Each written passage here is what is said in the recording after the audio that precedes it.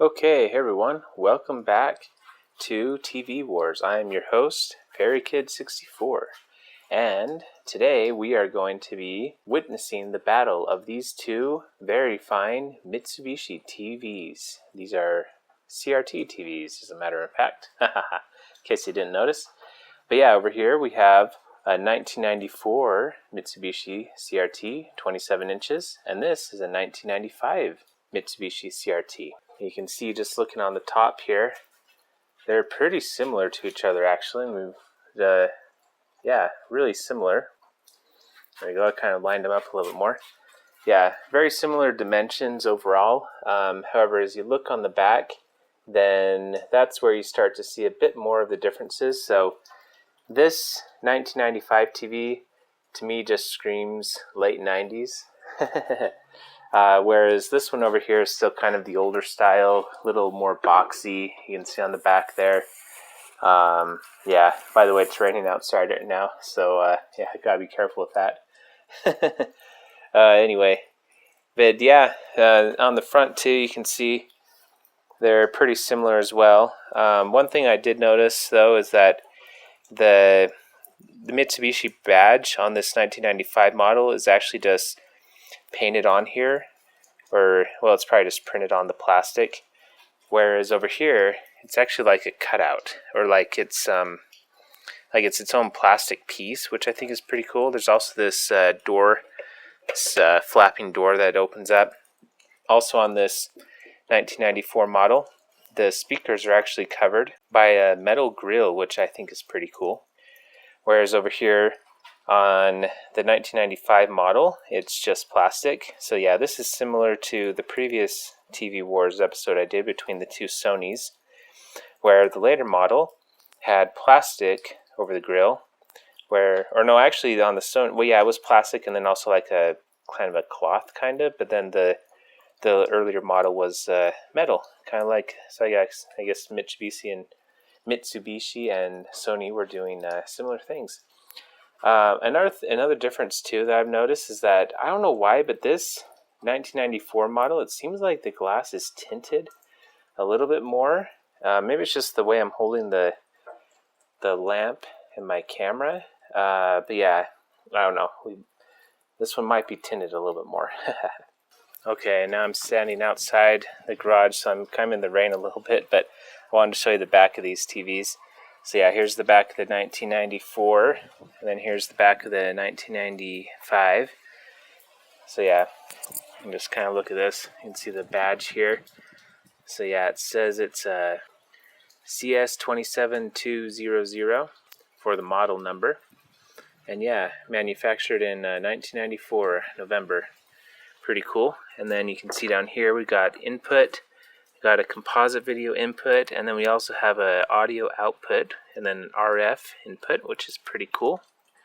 And then moving over to the 1995, so this one, it has a similar looking sticker on it. Yeah, pretty similar to the sticker, but instead of being on the back of this whole like plastic thing that covers the neck of the tube and everything, it's down here below, which yeah, it's okay. So this is a CS27305. So yeah, very similar. So yeah, instead of being a 30, or instead of being a 200 like on 1994, it's a 305. So yeah, interesting. Oh, and it also uses 5 less watts of power, which is pretty cool. Oh wow, did you hear that thunder? Man, I gotta be careful. Risk of electric shock. Yeah, I'm actually in risk of electric shock right now because I'm standing out in the rain by some CRT TVs. But yeah, it's worth it. It's worth it. Okay, and then over here we can see we got the input. Yeah, composite input again. Both of these are just composite and RF input. However, one thing, if you notice, this doesn't have audio output, unfortunately. So, yeah, and then this is December of 1995. So yeah, almost exactly 1 year after the 1994. Okay, and since I have these so close to the rain and like the open garage, you can see actually some rain got on this 1995 unit. So I'm actually going to open both of these up and just make sure that they're clean and most importantly dry inside before I plug them in. So yeah, because yeah, as it says here, risk of electric shock. And yeah, do not turn on a CRT when it's wet inside. Alright, so I got the two backs of these TVs off, and yeah, you can see they look somewhat similar, but they also look quite different in a few ways. So here's the 1994 one, and yeah, the 200 model. You can see there's a tag on the back of this tube. Yeah, this one is quite a bit dustier than the 1995 model, as we'll see in just a second. And yeah, looks like here's a little sticker or something that fell down. Reworked. Huh, interesting. So does that mean that it had some service done on it, maybe? I'm not sure. I was kind of under the impression that this is the first time that it had been opened, but yeah, who knows? Yeah, you can see the cases back here. Yeah, and interestingly enough, so you can see there's this service manual warning on this 1995 model, and that also exists in the 1994 model. However, it's on the inside by the tube on this 1994 model, whereas on the 1995 it was on the back casing. But yeah, anyway, let's go ahead and look at the 1995 model. So yeah, so this one, as you can see the board, first off, it's a lot cleaner. The guy that I bought this from actually said that he had opened this up and he cleaned it himself. So that probably has something to do with that. Well, I'm sure it does. But yeah, I don't really think I'll even necessarily have to do too much cleaning here. It looks like there might be a little bit of dust up here. But yeah, this one is pretty clean, as you can see. And also another difference is that the board is quite a bit smaller on this 1995 model. Yeah, they definitely made things more efficient, I guess. Or found ways to cut costs, I guess. But yeah, overall this TV just seems like a more modern CRT.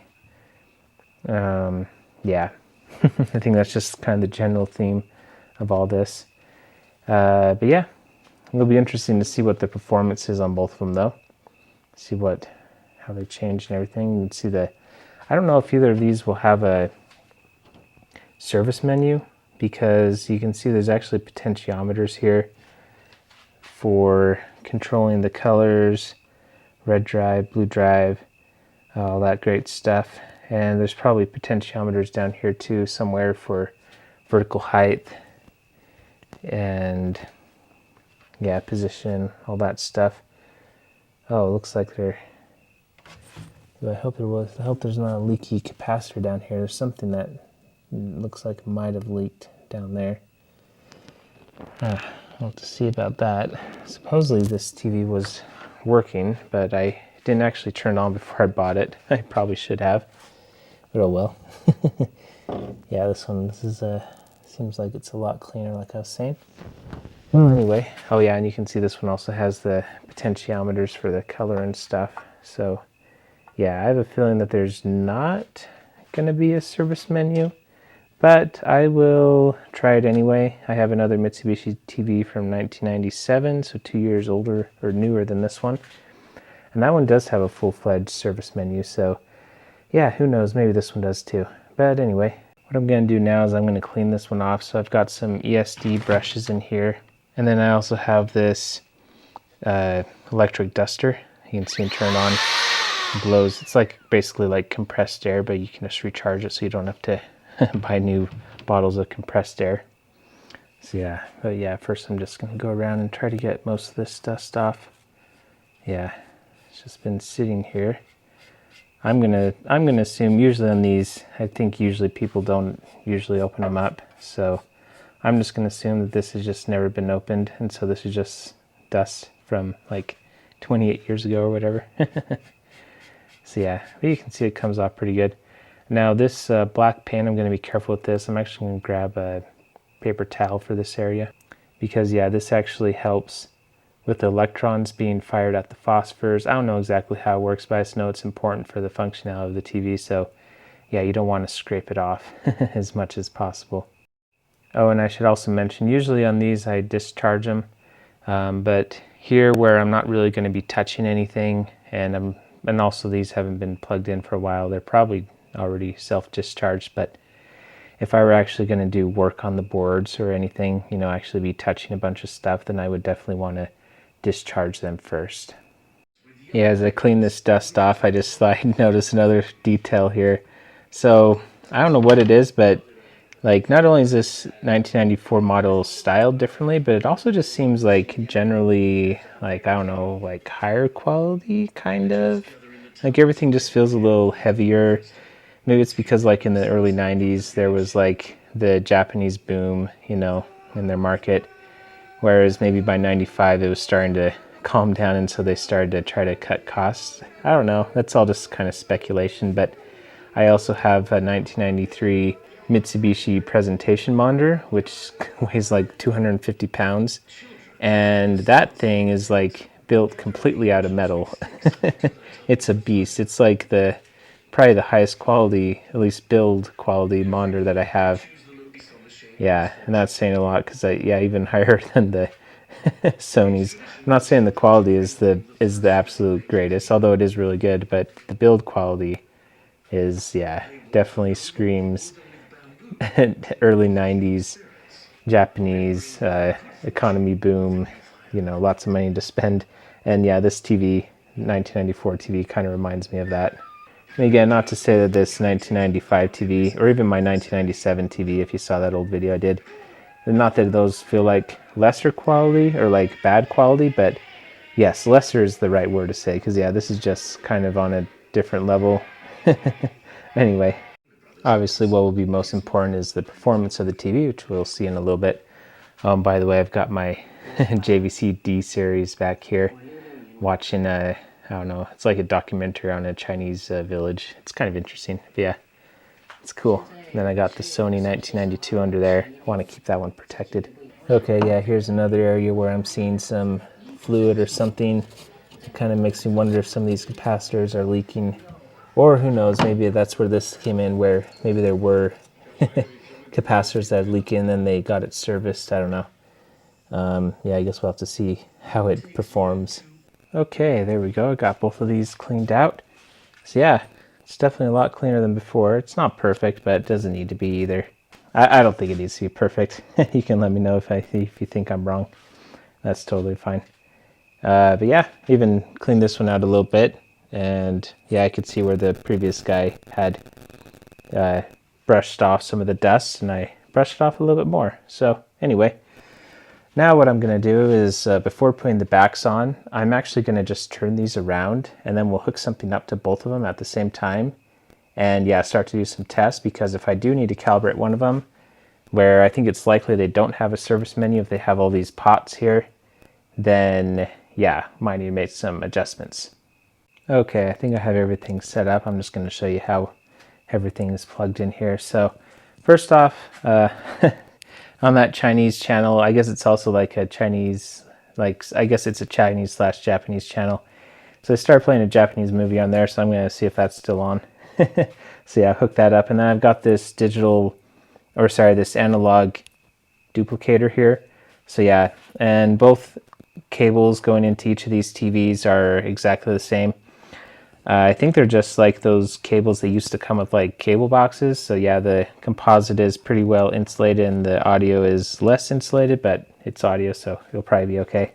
Oh, and I forgot to mention, as you saw at the beginning of the video, so this 1995 Mitsubishi, how it did get a little wet in the rain. I have checked it and I don't think it's wet anymore, and I've actually waited a day too to finish making this. It's not raining anymore. So yeah, safety concerns should be okay. Oh, and then also I have everything plugged into this monster power strip. So yeah, I think this provides cleaner power, maybe.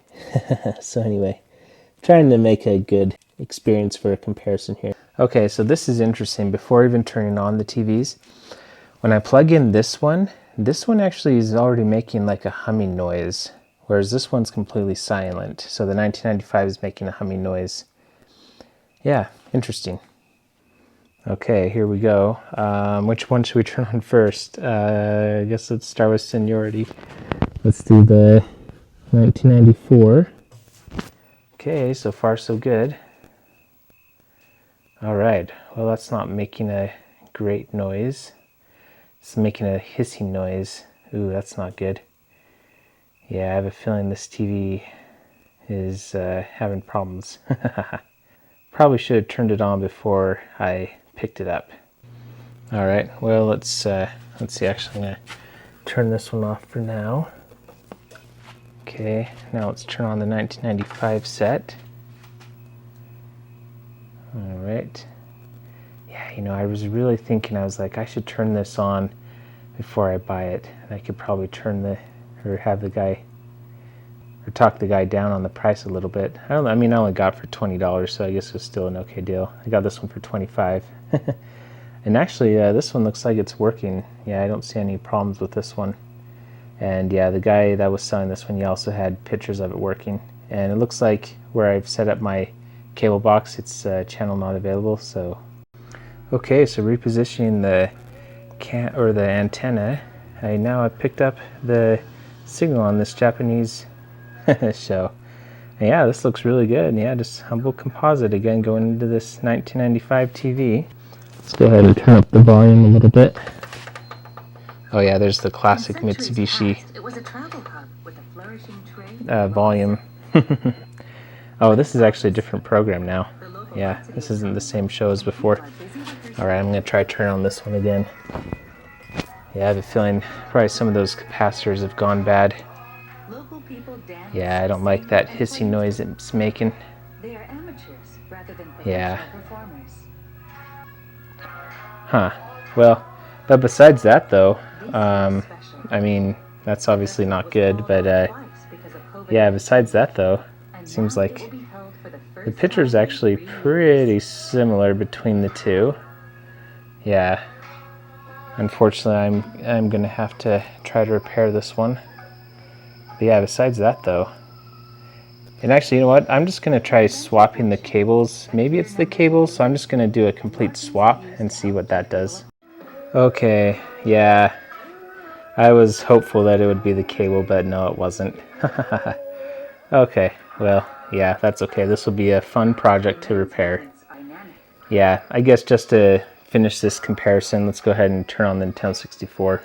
Oh, before we do that, I forgot to see what if the sound is working. Oh yeah, the sound's working good. Yeah, so it's just the picture. Okay, and actually this is interesting. So again, I haven't adjusted the picture levels on these, but actually, even though the picture's all messed up, the black levels are actually better on this 1994, at least just on whatever these default values are. Yeah, neither of these TVs came with a remote, but I have this universal remote, so let's see. I think I have it programmed correctly. Oh, yes, I do. All right, nice. Cool. So actually these menus look very similar. In fact, they look... Oh, hey, look. This one stopped shaking. All right, maybe the capacitors just had to recharge. Yeah, great. Cool, well that's awesome. Fix my shutter speed, it looks even better on my camera.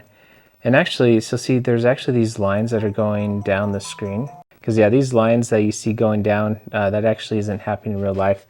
But I do see that this is still a little shaky up here, so I'm going to still say this TV isn't 100% well, but at least it's better than before. Whereas this 1995 set is just, yeah, acting like a champ. It's a real champ here, although it still is a little louder than this one. But yeah, anyway, you can see this TV menu on both of these are pretty similar. So yeah, you got first time setup on both of them, advanced features, and then this one also has customized viewing, so interesting. I'll probably do separate videos on both of these TVs and more of a deep dive on other features. So yeah, I'll save that for a separate video. Huh, interesting. Yeah, I actually didn't see picture controls in either of these TVs, so that's something I guess we'll have to figure out in a future video. But anyway, so I guess we're just going to use the default controls on both of these TVs. Yeah, and on the N64 I'm using this BlueRetro Adapter with a NSO N64 controller. I really like these. Yeah, check out, I'll leave a link for this in the description if you're interested, an affiliate link that helps grow the channel. Okay, and it looks like we have, this one is messed up again. Wow, but the sound is really good on it. Wow, let's turn that down a little bit. Yeah, sound is really good. Okay. Cool. All right, well, I mean, yeah, this one definitely has problems. We're gonna have to look at that. Well, anyway, I think that'll be good for this TV Wars. I'm gonna say that this one probably would have won since I like the black levels better just out of the box. However, as you can see, this is a big problem. So I was actually looking for a TV that's gonna go in our living room. I convinced my wife to let me put a TV in our living room, one of these TVs, so that's a big feat. And I was hoping it would be this one, but it looks like it's gonna have to be the 1995 because yeah, this is just unacceptable right now. So yeah, anyway, thanks for watching. If you like these videos, make sure you like, subscribe, comment, all that awesome stuff. And yeah, we will talk to you later. Bye. It's me, Mario! Hello!